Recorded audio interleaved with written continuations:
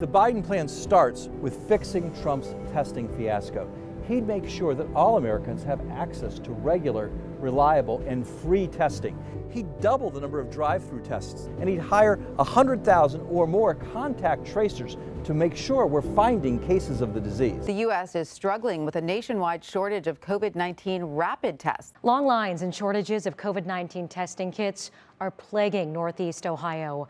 Well, the holiday season is coming to a close, and after gathering with family and friends, many people are looking to get tested for COVID-19. But supply chain issues and lack of supplies have many Virginians unable to get their hands on a test. The COVID-19 pandemic is putting a strain on just about everyone, and officials are increasing efforts to combat the surge in Omicron infections we are seeing across the country. But yet frontline workers are burnt out, and Americans are still scrambling to find tests. Everyday lines. At 5, we told you about a shortage of rapid tests in Chicago, but it's not only a problem here. Indiana is putting new restrictions in place for who can get one because of a shortage there as well. Chances are when you're driving around Huntsville right now, look at the pharmacies and you're going to be seeing a lot of signs that say COVID tests sold out. In fact, that was the posting on this CVS sign all day until they just changed it 10 minutes ago.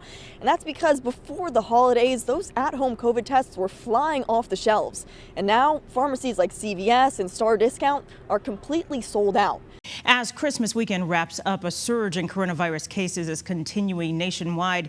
Here in Central Virginia, COVID tests are in high demand and even hard to come by. Recent testing demand has caused some local hospitals to run out of COVID-19 tests. Now, this prompted MU Healthcare in Columbia to temporarily limit its COVID-19 testing. Let's be straight here for a second. Cases are rising across the country. Tests are hard to come by in many places, or there's long lines for them. Schools are closing again or having to go virtual, and that's not just because of the weather in some parts of the country, but because of the pandemic. There is a sense among many that the country has lost control of the virus. Would the White House agree with that? We would not, and here's why. We're in a very different place than we were a year ago, Ed. 200 million people are vaccinated. Those are people who are protected, seriously protected from illness and death from the virus. We have also just purchased the largest over-the-counter purchase of tests in history, 500 million tests. That builds on the fact that we have already distributed 50 million tests back in December to rural health centers, to community health centers. The fact that we have 20,000 sites across the country where you can get free tests. The fact that next week people can get reimbursed for their tests, and we are going to continue to build on that.